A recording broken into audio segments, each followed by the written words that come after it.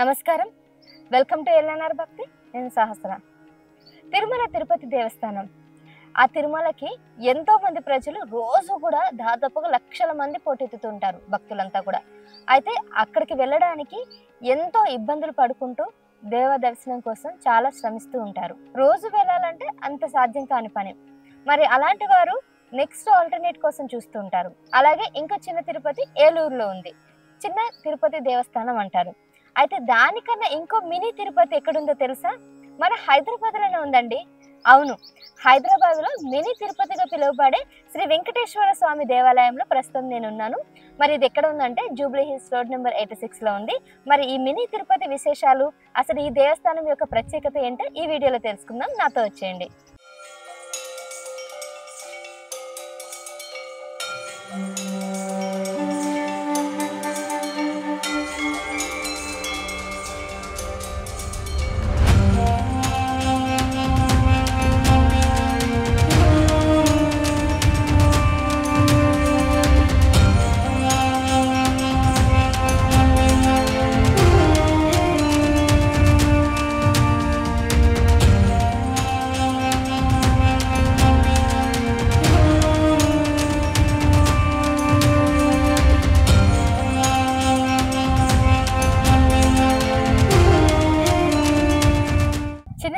రావడం జరిగింది mini TTD. అయితే ఈ మినీ టీటీడీ ఎంట్రన్స్ లోనే మీరు చూస్తున్నట్లయితే దాదాపు ఒక 20 నుంచి 30 మెట్లు ఉంటాయి. సో మనం జనరల్ గా అక్కడ పార్కింగ్ చేసుకోవచ్చు, ప్రీ పార్కింగ్ ఉంటుంది. లెఫ్ట్ సైడ్ లో మనకి చెప్పుల స్టాండ్ కూడా ఉంటుంది. సో అక్కడ పార్క్ చేసుకొని మనం ఎంట్రీ అయిపోవచ్చు. ఇంకా లెఫ్ట్ సైడ్ లో అయితే కొబ్బరి చోట్లు అవన్నీ ఉన్నాయి, అక్కడ కార్ పార్కింగ్ కూడా చేసుకోవచ్చు. చూసారు కదండి ఎంత విశాలంగా ఉంది. అయితే ఈ మినీ తిరుపతి గురించి చెప్పాలంటే చాలా విశేషాలు ఉన్నాయి. సో ముందుగా మీరు ఎంట్రన్స్ రాగానే మనకి ముఖద్వారంగా హనుమంతుడి ద్వారం కింద ఇక్కడ హనుమంతుడి టెంపుల్ అయితే ఉంది. సో హనుమంతుడి ఆలయాన్ని దర్శించుకొని ఆ తర్వాత మనం లోపలికి వెళ్ళాల్సి వస్తుంది. సో దాని ఎదురుగానే హనుమంతుడి దేవాలయం ఎదురుగానే మనకి ఇంకొక 10 మెట్లు వరకు ఉంటాయి. ఈ 10 మెట్లు ఎక్కి మనం మెయిన్ ఎంట్రన్స్ కి ముఖద్వారానికి మనం వెళ్ళిపోవచ్చు. సో మీరు కనిపిస్తున్నటువంటి ఈ గోపురం ఏదైతుందో దాదాపుగా 67 అడుగుల ఎత్తున ఉంది. ఈ గోపురాన్ని నిర్మించారు. సో ఈ శిల్పాలు కూడా అంత ప్రాచీనమైనటువంటి శిల్పాలతోని చాలా మంది నిపుణులతోని ఈ గోపురాన్ని నిర్మించడం జరిగింది. మీరు చూసినట్లయితే మొత్తం కూడా మన చారిత్రాత్మక కట్టడాలు ఎలా ఉంటాయో ఆ విధంగా ఉన్నాయి. కట్టింది లేటెస్ట్గా అయినా కానీ పాతకాలపు చారిత్రక కట్టడాల విధంగానే కట్టడం అయితే జరిగింది. మనం లోపలికి వెళ్దాం పదండి. సో నేను ఎంట్రన్స్ లోపలికి అయితే రావడం జరిగింది. ఇది దాదాపుగా ఒక 50-60 అడుగుల ఎత్తులోనే ఈ గోపురాన్ని అయితే నిర్మించడం జరిగింది. సో జూబ్లీ హిల్స్ కొండ మీద ఉన్నటువంటి ఈ గోపురాన్ని నిర్మించారు. ఈ రైట్ సైడ్ లో మీరు చూసుకున్నట్లయితే ఏనుగు ముఖద్వారంతో ఎంట్రన్స్ మనకి లోపలికి ఆహ్వానం పలుకుతుంది. సో మన రైట్ సైడ్ లోనే శ్రీ గణపతి విగ్రహాన్ని కూడా ప్రతిష్టాపన చేశారు. మనకి ఎప్పుడైనా ఏ పనైనా చేయాలంటే గణపతిని మొక్కుకోవాలి కదా, ఆ విధంగా గణపతిని దర్శించుకున్న తర్వాత ఏ పనైనా చేయాలని గణపతిని ముఖద్వారం కింద ఉంచారు. అలాగే లెఫ్ట్ సైడ్ లో మనకి శ్రీ నాగరాజ విగ్రహాన్ని కూడా ప్రతిష్ఠించారు. సో శ్రీ నాగరాజ విగ్రహంతో పాటు హనుమంతుడి విగ్రహాన్ని దర్శించుకొని లోపలికి వెళ్ళడం జరుగుతుంది. అండ్ మీకు ఎంట్రన్స్ లో ఇంకా చాలా అద్భుతంగా కనిపించడానికి రైట్ సైడ్ ఏనుగు విగ్రహంతో పాటు లెఫ్ట్ సైడ్ లో ఇంకో ఏనుగు విగ్రహంతో పాటు ఇంకా కొంతమంది ప్రముఖులు ఎవరైతే ఉన్నారో శ్రీకృష్ణుడు, అలాగే పరశురాముడు, మహావిష్ణువు, ఇలా అవతారాలు ఏవైతే ఉంటాయో విష్ణుమూర్తి అవతారాలన్నికి సంబంధించినటువంటి విగ్రహాలన్నీ కూడా ఇక్కడ కొలువై తీరున్నాయి. మీరు చూసుకున్నట్లయితే ఆ విగ్రహాలు లెఫ్ట్ సైడ్ లో ఉన్నాయి, రైట్ సైడ్ లో కూడా ఇంకా కొన్ని విగ్రహాలు ఉన్నాయి. ఇక ముఖద్వారానికి ఎదురుగానే మనకి మన వెంకటేశ్వర స్వామి విగ్రహాన్ని కనబడతా ఉంది. ఈ విగ్రహాన్ని చూస్తే అచ్చం తిరుపతిలో ఉన్న వెంకటేశ్వర విగ్రహం లాగా కనిపిస్తుంది కదా. మీకు ఇంకో విషయం తెలుసా? ఈ ఆలయాన్ని నిర్మించింది కూడా తిరుమల తిరుపతి దేవస్థానం వాళ్ళే, టీటీడీ వారు. అయితే టీటీడీ వారు ఎందుకు ఇక్కడ ఆలయాన్ని నిర్మించారంటే జనరల్ గా తిరుపతికి వెళ్ళడానికి అందరికీ వీలు పడదు. ముఖ్యంగా పెద్దవారికి 60 ఇయర్స్ దాటిన కొంతమంది వెళ్ళడానికి వీలు కాదు. అంతేకాకుండా కొందరు అనారోగ్యంగా ఉండడం వల్ల వాళ్ళు తిరుపతికి అంత దూరం ప్రయాణించడం కష్టం కాబట్టి, పైన ఆ కొండపైకి వెళ్ళడం అంత కష్టం కాబట్టి అక్కడికి వెళ్ళలేని వారికి ఆలోచించుకొని వాళ్ళని దృష్టిలో ఉంచుకొని తిరుమల తిరుపతి దేవస్థానం వారు చాలా వినూత్నమైనటువంటి చాలా కార్యక్రమాలు చేపట్టారు. అందులో భాగంగానే తిరుమల తిరుపతి దేవస్థానం ప్రపంచవ్యాప్తంగా అన్ని దగ్గర కూడా వ్యాపించాలని చెప్పి కొన్ని ఎంచుకున్న ప్లేసెస్లో వాళ్ళు ఈ మినీ తిరుపతిని నిర్మించడం స్టార్ట్ చేశారు. అందులో భాగంగానే ముఖ్యంగా మన హైదరాబాద్లో మొదటిది హిమాయత్ నగర్లో టీటీడీ ఆలయాన్ని నిర్మించారు. అది అందరికీ తెలిసిందే. రెండో ఆలయాన్ని రీసెంట్గా అంటే హైదరాబాద్ రీసెంట్గా అంటే గత 10 ఏళ్ళు అవుతుంది అనుకోండి. సో అది ఇక్కడ మన జూబ్లీ హిల్స్లో నిర్మించారు. చాలా ఏళ్ల క్రితం హిమాయత్ నగర్లోని బాలాజీ ఆలయాన్ని నిర్మించారు. మీ అందరికీ ఆ బాలాజీ ఆలయం గురించి తెలిసిందే, టీటీడీ వాళ్ళు నిర్మించింది. సో మనకి తిరుమల తిరుపతి దేవస్థానానికి సంబంధించి టికెట్లు కొనుక్కోవాలన్నా కావాలన్నా కూడా ఆన్లైన్లో కాకుండా ఇంకో ఆప్షన్ ఏది ఉందంటే బాలాజీ ఆలయానికి వెళ్ళి అక్కడ క్యూ లైన్లో నిలబడి అక్కడ కూడా మనం టికెట్లు తీసుకోవడానికి సులువుగా అక్కడ ఏర్పాటు చేశారు. అలా ఇక్కడ రెండో ఆలయాన్ని ఇక్కడ జూబ్లీ హిల్స్లో, ఇది జూబ్లీ హిల్స్ కొంతమంది 86 అంటారు, కొంతమంది జూబ్లీ హిల్స్ రోడ్ నెంబర్ 92 కూడా అంటారు. ఎందుకంటే అక్కడ నుంచి ఫిలిం నగర్ నుంచి వచ్చే వాళ్ళకి ఏమో 92 వస్తుంది, ఇటు బంజారా హిల్స్ నుంచి వచ్చిన వాళ్ళకి ఇది 86 కిందకి వస్తుంది. సో మీరు రెండు విధాలుగా ఎక్కడి నుంచైనా రావచ్చు అనమాట. సో వాళ్ళు చేపట్టినటువంటి ఈ బృహత్తరమైన కార్యక్రమంలో ఈ ఆలయం కూడా మరొకటి. ఆలయానికి ఎడం వైపులో ఉంటుంది ఈ పుష్కరిణి. పుష్కరిణి అనేది ఇక్కడ మీరు చూస్తున్నారు కదా. సో ఇక్కడ మనం కాళ్ళు కడుక్కోవడం లేకపోతే చిన్నగా స్నానాలు ఆచరించడం, జలం కూడా ఇక్కడ అవైలబుల్గా ఉంటుంది. మామూలుగా అయితే ఈ సమ్మర్ కాబట్టి, ఇది ఎండాకాలం వచ్చినాం కాబట్టి ఇక్కడ వాటర్ని అయితే పెట్టడం లేదు. జనరల్గా వేరే సీజన్లో ఎక్కడైనా కూడా ఇక్కడ వాటర్ ఫుల్గా ఉంటుంది. వచ్చిన వాళ్ళంతా కూడా ఇక్కడ స్నానం ఆచరించి ఆ తర్వాత దేవ దర్శనానికి వెళ్ళడానికి వీలు కల్పించడానికి చిన్న పుష్కరిని కూడా ఏర్పాటు చేశారు టీటీడీ వాళ్ళు. సో మీరు చూస్తున్నారు కదా, సో చాలా చక్కగా ఉంది. మనకి అంటే ఎంత న్యాచురల్గా కట్టడానికి వీళ్ళు ప్రయత్నించారనమాట. సో ఇది ఆలయానికి ఎడం వైపులుగా ఉంటుంది ఈ పుష్కరిణి. ఇక ఆలయం లోపలికి కొబ్బరికాయలు అనుమతి లేదు కాబట్టి ఆ కొబ్బరికాయలు కొట్టడానికి అక్కడ ఇబ్బంది అవుతుందని, సో భక్తుల కోరిక మేరకు, భక్తుల సంతృప్తి మేరకు ఆలయాల్లో కొట్టవలసిన కొబ్బరికాయలను ఇక్కడ ఏర్పాటు చేశారు. సో ఎవరైనా భక్తులు కొబ్బరికాయలను సమర్పించుకోవాలనుకుంటే ఇక్కడ ఈ కొబ్బరికాయలని ఇక్కడ కొట్టి ఆ తర్వాత వాటిని ఇక్కడ ఉన్నటువంటి విగ్రహాలకి సమర్పించుకోవచ్చు. అలాగే మీరు ఇక్కడ చూస్తున్నారు కదండి. సో మనకి ఇక్కడ నుంచి చూస్తూ ఉంటే మీకు అక్కడ ఒక కొండ కనబడుతుంది. అలాగే మొత్తం హైదరాబాద్లో సరౌండింగ్ ప్లేసెస్ అన్నీ కూడా చాలా క్లియర్గా కనబడుతున్నాయి. అండ్ ఈ మొత్తం కూడా దాదాపుగా 4000 ఎకరాలలో ఈ ఆలయాన్ని నిర్మించారు. సో 4000 ఎకరాలు అంటే ఎంత పెద్ద విశాలమైనటువంటి ఆలయం కదా. సో మనం తిరుపతికి వెళ్ళినా కూడా ఎంత విశాలంగా, ఎంత ఆహ్లాదకరంగా ఉంటుందో, పైకి వెళ్ళే కొద్దీ అంత హ్యాపీనెస్ని, అంత సంతృప్తిని, అంత పాజిటివిటీని ఎలా తీసుకొస్తుందో ఇక్కడ ఉన్నటువంటి ఈ తిరుపతి, మినీ తిరుపతికి వచ్చినా కూడా అదే ఆహ్లాదకరం, అదే పాజిటివ్ వైబ్స్ని తీసుకురావడానికి వీళ్ళు చాలా రకాలుగా యాజ్ ఇట్ ఈజ్ అక్కడ ఏ విధంగా కట్టారో ఆ విధంగా కట్టడానికి ప్రయత్నించారు. అలాగే అనిపిస్తుంది. సో మీరు చూస్తుందండి ఎంత విశాలంగా ఉందో. మనకి రైట్ సైడ్లో కూడా కులదేవ ధర్మం దీనికి సంబంధించి కొన్ని ఏర్పాట్లు కూడా చేశారు. అంటే తలనీలాలు సమర్పించడానికి కానీ, లేదంటే ఇంకేమైనా భోజన ఏర్పాట్లు చేసుకోవడానికి కానీ అక్కడ ఒక చిన్న మినీ ఫంక్షన్ హాల్ అయితే కట్టారు. అక్కడ జనరల్గా భోజనాలు పెట్టినప్పుడు భోజన ఏర్పాట్లు కూడా అక్కడ చేస్తూ ఉంటారు. అంతేకాకుండా ఇదంతా కూడా మొత్తం చుట్టూ కూడా గ్రీనరీగా ఎక్కువగా ఉండాలంటే కొండ మీద అంత పచ్చని చెట్లు తక్కువగా ఉంటాయనేసి వీళ్ళు చాలా చెట్లు అన్నీ కూడా నాటడం జరిగింది. కొబ్బరి చెట్లు నాటడం జరిగింది, చిన్న చిన్న చెట్లు కూడా నాటడం జరిగింది. సో మొత్తం కూడా పచ్చదనంతో నిండిపోవాలని చెప్పి మొత్తం కూడా ఎకో ఫ్రెండ్లీగా ఉండడానికి ఈ విధంగా ఏర్పాటు చేసినట్లు కూడా మనకు అర్థమవుతుంది. శ్రీ వెంకటేశ్వర స్వామికి అతి ఇష్టమైన వాహనం ఏదైనా ఉంది అని అంటే అది ఏనుగు, ఐరావతం. మరి ఐరావతం ఎప్పుడు కూడా తన ముఖద్వారంలో పెట్టుకోవడం ఆనవాయితీగా వస్తున్నటువంటి వైష్ణవ ఆలయాలకి ఒక ప్రసిద్ధి అని చెప్పొచ్చు. అయితే వైష్ణవ ఆలయాలకి ముఖద్వారం, ఉత్తర ముఖద్వారం ఉండడం అనేది మనకు తెలిసినటువంటి విషయమే. అయితే ఇక్కడ ఉత్తర ముఖద్వారం ఇక్కడగా ఉంటుంది. ఎప్పుడూ కూడా దాన్ని అంత ఈజీగా ఓపెన్ చేయరు. కొన్ని ప్రత్యేక సందర్భంలోనే ఉత్తర ముఖద్వారాన్ని ఈ విధంగా ఇక్కడ లెఫ్ట్ సైడ్ లో ఏర్పాటు చేశారు. ఇక ఈ ఏనుగు కానీ లేదంటే అటువంటి కొన్ని విగ్రహాలు కూడా ఇక్కడ ఏమైనా ప్రత్యేకమైనటువంటి కార్యక్రమాలు ఏర్పాటు చేసినప్పుడు ఇక్కడ భజన కార్యక్రమాలకి ఇవన్నీ కూడా చాలా వింపుగా, కనువిందుగా ఉంటాయని చెప్పేసి ఈ విధంగా ఏర్పాటు చేశారు. ఎంత విశాలంగా ఉంది కదా. మన తిరుపతి దేవస్థానంలో నడక మార్గం అంటే ప్రదక్షిణ చేసుకోవడానికి ఎంత వీలుగా కల్పించారో విశాలంగా, వెడల్పుగా, అదే విధంగా ఇక్కడ కూడా చాలా విశాలంగా, వెడల్పుగా ఇక్కడ ప్రదర్శనలు చేసుకోవడానికి వీలు కల్పించారు. సో సేమ్ మీకు అక్కడ ఉన్నటువంటి ఫీలింగ్నే తెప్పించడానికి యాజ్ ఇట్ ఈస్ వాళ్ళు అదే రకంగా ఇక్కడ ఈ నిర్మాణాన్ని కట్టించారనమాట. సో చాలా విశాలంగా ఇక్కడ ప్రదక్షిణలు చేసుకోవచ్చు. సో లోపల దర్శనం చేసుకొని ఆ తర్వాత ఇక్కడ ప్రదక్షిణలు చేసుకోవడానికి వీలు కల్పించే విధంగా ఇక్కడ వీళ్ళన్నీ కూడా ఎన్ని ఏర్పాట్లు కూడా చేశారు.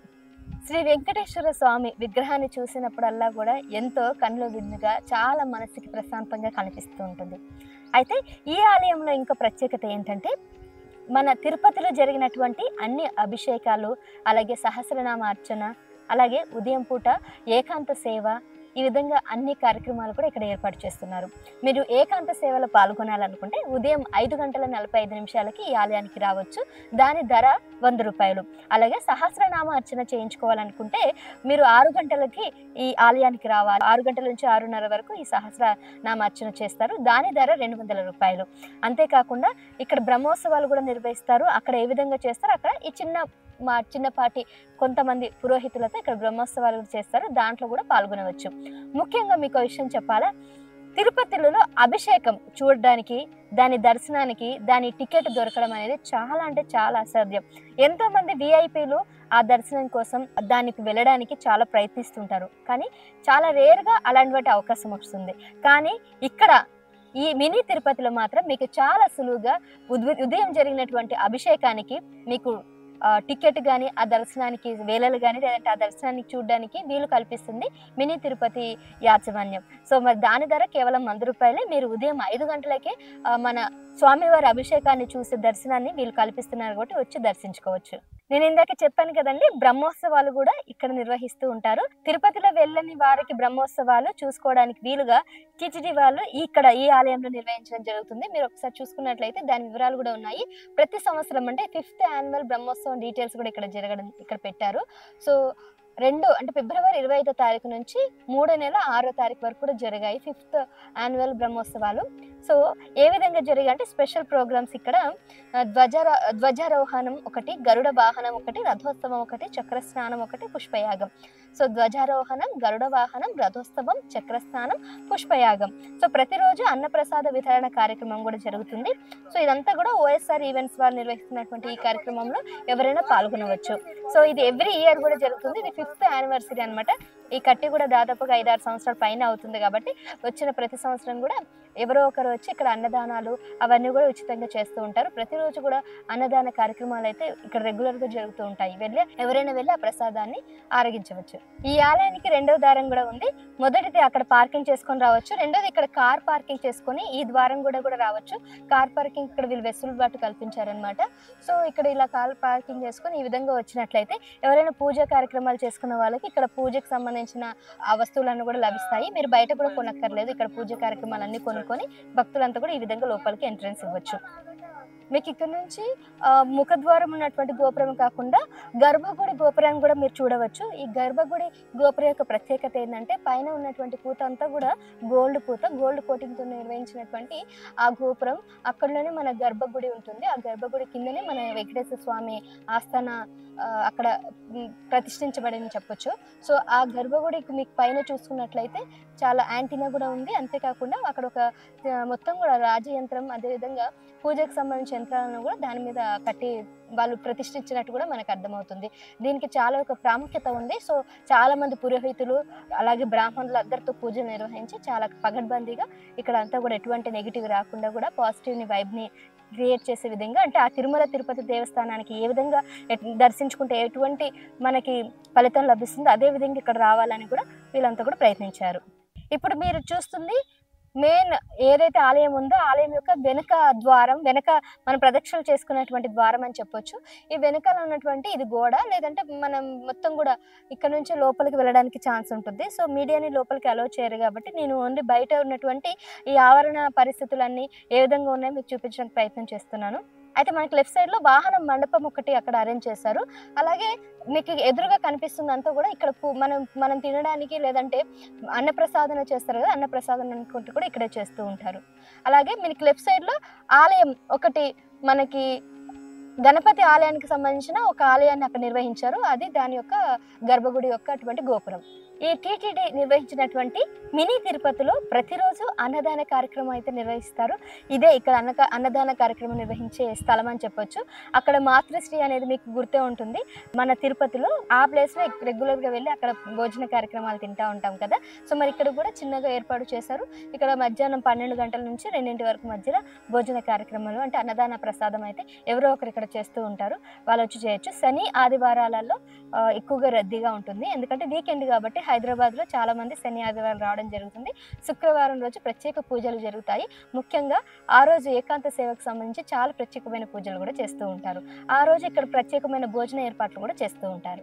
మొత్తానికి ఆఫీసులో పర్మిషన్ తీసుకొని ఈ ఆలయం లోపలికి రావడం అయితే జరిగింది.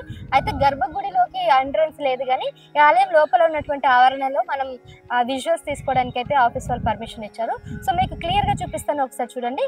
లెఫ్ట్ సైడ్లో లడ్డు కౌంటర్ ఉంటుంది, అదేవిధంగా మనకి రైట్ సైడ్లో కూడా అన్న ప్రసాదానికి సంబంధించిన కౌంటర్స్ కానీ, లేదంటే అంతేకాకుండా టికెట్లు, నైవేద్యానికి సంబంధించిన టికెట్స్ అవన్నీ కూడా ఇవ్వడం జరుగుతుంది. ప్రసాదాలు, నిత్య సేవలకు సంబంధించిన డీటెయిల్స్ అన్నీ కూడా ఇక్కడ ఆఫీస్ రూమ్లు ఉన్నాయన్నమాట. శ్రీవారి పోర్టు, అంతేకాకుండా ఉగ్రానం, ఇంకా తిరుమల తిరుపతి దేవస్థానానికి సంబంధించి డీటెయిల్స్, డైలీ సేవలు ఏ విధంగా ఉంటాయో ఆ షార్ట్ షీట్ అంతా కూడా ఇక్కడ పెట్టడం జరిగింది. అండ్ మీకు ఎదురుగా కనిపిస్తున్నది ధ్వజస్తంభం. ఈ ధ్వజస్తంభం ఎత్తు దాదాపుగా 67 ఫీట్ వరకు ఉంది. సో 67 అడుగుల పైనే ఉంది ఇది. మీకు మధ్యలో మీరు కనిపిస్తుంది కదండి, అది యాక్చువల్గా చీపురు పుల్లలాగా కనిపిస్తుంది. అది ఏంటో నాకు తెలియదు, కానీ చీపురు పుల్లలా కట్టారు. మరి దిష్టి తగలకుండా అలా కట్టారు ఏంటో నాకు ఎగ్జాక్ట్గా తెలియదు. దాని గురించి నేను ఎవరైనా అడిగి తెలుసుకుంటాను. అండ్ ఇది ధ్వజస్తంభం. సో ధ్వజస్తంభంకి మెయిన్ ఒకటి ఉంది, తర్వాత దాని కింద ఇంకొకటి కూడా ఉంది. దీనికి స్తంభం లేదు, కానీ కేవలం కింద పునాదికి సంబంధించింది ఒకటి మాత్రం పెట్టారు. ఇదంతా కూడా గోల్డ్ కలర్ లో కోటింగ్ వేయడం జరిగింది. మెయిన్ ద్వారంకి, మెయిన్ గర్భగుడికి ఏ విధంగా కోటింగ్ ఉందో దీనికి కూడా అదే కోటింగ్ ఉంది. అండ్ లెఫ్ట్ సైడ్ లో మనకి విగ్రహం ఉంది. విగ్రహం కూడా చాలా వజ్ర వైఢూర్యాలతో అలంకరించబడ్డారు స్వామి గారు. సో ఒకసారి స్వామి గారిని చూసుకున్నట్లయితే చాలా ఎంత ఆహ్లాదకరంగా కనిపిస్తుంది, ఒకసారి చూడండి. అలాగే రైట్ సైడ్ లో కూడా మనకి గరుడకి సంబంధించిన ఒక స్వామి గారు ఉన్నారు, గరుడ స్వామి అంటారు. ఈయన ఎంట్రన్స్ లో ఇటు సైడ్, అలాగే అటు సైడ్ కూడా ఇంకో ఎంట్రన్స్ లో ఇద్దరు విగ్రహాలను అయితే ప్రతిష్ఠింపజేశారు. అండ్ ఈ మెయిన్ ఎంట్రన్స్ లో మనం అక్కడ కూర్చొని కూడా పలహారాలు సేవ తీసుకోవచ్చు, పలహారాలు అన్ని కూడా తీసుకోవచ్చు. అండ్ అక్కడ లెఫ్ట్ సైడ్ లో మీరు ఆ స్వామివారిని చూస్తే మాత్రం చాలా అంటే చాలా అద్భుతంగా ఉంది స్వామివారి విగ్రహాన్ని అయితే. సో చూస్తే చాలా సంతోషంగా అనిపిస్తుంది. అండ్ ఓవరాల్ గా అయితే చాలా విశాలంగా, చాలా ప్రశాంతంగా ఉంది. ఖచ్చితంగా ఒకసారి ఈ ఆలయానికి వచ్చి దర్శించుకోండి, మీకే నేను చెప్పినవన్నీ కూడా వావ్ అని అనిపిస్తుంది.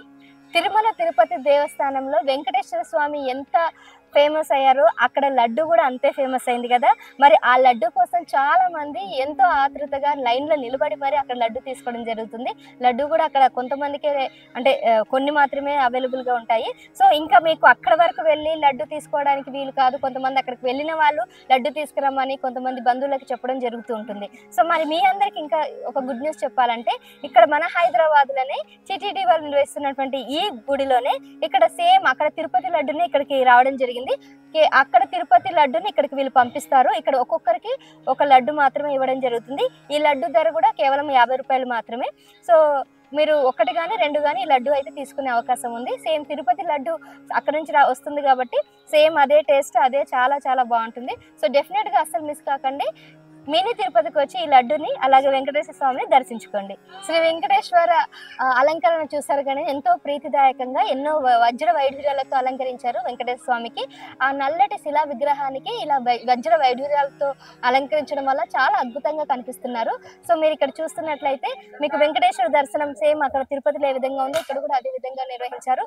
అలాగే ఇక్కడ మనకి మండపాన్ని కూడా ఏర్పాటు చేశారు. విగ్రహ స్వామికి సంబంధించిన ఏవైనా పూజలు కానీ, లేదంటే సేవా ఆరాధనకు సంబంధించి, లేదంటే కళ్యాణ మహోత్సవాలు ఏమైనా జరగాలన్నా కూడా అక్కడ మండపంలో చేస్తారు. అదేవిధంగా ఇక్కడ విగ్రహానికి సంబంధించిన పూజలు కూడా ఇక్కడ చేస్తారు. భక్తులు కూడా అయితే చాలా మంది రావడం జరుగుతుంది. ఉదయం 5 గంటల నుంచి మధ్యాహ్నం 12 గంటల వరకు ఈ ఆలయాన్ని తెరుచుతారు. అలాగే సాయంత్రం మళ్ళీ 4 గంటల నుంచి రాత్రి 8 గంటల వరకు ఈ ఆలయాన్ని దర్శించుకోవడానికి అవకాశం కల్పిస్తున్నారు మినీ టీటీడీ వారు. స్వామివారికి మరొకటి ప్రీతికరమైంది పొంగలి. అయితే పొంగలి నైవేద్యంగా ఇక్కడ ప్రసాదంగా మనకి ఇవ్వడం జరుగుతుంది. అక్కడ లడ్డూలు మనం కొనుక్కోవచ్చు, అలాగే ప్రసాదాలు అయితే మనకి ఉచితంగానే వాళ్ళు ఇవ్వడం జరుగుతుంది. సో పొంగలి ఈ రోజు నైవేద్యంగా ఇస్తున్నారు. సో ఓవరాల్ గా దర్శనానికి వచ్చిన వాళ్ళంతా కూడా సేమ్ మన తిరుపతి దర్శనానికి ఏ విధంగా ఆహ్లాదంగా, సంతోషంగా, చాలా పాజిటివ్ తో వెళ్తారు, అదేవిధంగా ఇక్కడ ఈ దర్శనానికి వచ్చిన వాళ్ళు కూడా అంతే సంతోషంగా బయటకు వెళ్ళడం జరుగుతుంది. ఇక ఇది ఎగ్జిట్, ఇక్కడ నుంచి బయటకు వెళ్ళిపోతూ ఉంటారు. సో ఎంట్రన్స్ మీకు అటు నుంచి వస్తున్నట్టు ఎగ్జిట్ కూడా ఈ విధంగానే ఉంది. సో ఈ విధంగా లోపల ఉన్నటువంటి ఆవరణ పరిస్థితులు అంతా చూసినా కూడా మన తిరుపతి దేవస్థానాన్ని చూసినటువంటి ఫీలింగ్, అనుభూతి అయితే ఖచ్చితంగా వస్తుందని నేను అనుకుంటున్నాను. మీరు ఇంతకుముందు ఈ ఆలయానికి వచ్చినట్లయితే ఎలా అనిపించిందో కామెంట్ చేయండి. అలాగే ఎవరు కూడా ఇప్పటి వరకు ఈ ఆలయం గురించి తెలుసుకోలేని వాళ్ళు, లేదు తెలియదు అని అన్న వాళ్ళు ఒకసారి ఖచ్చితంగా ఈ ఆలయానికి వచ్చి మీరు దర్శనం చేసుకుంటారని కోరుకుంటూ ఎల్ఎన్ఆర్ భక్తి నుంచి సెలవు తీసుకుంటున్నాను. నమస్కారం.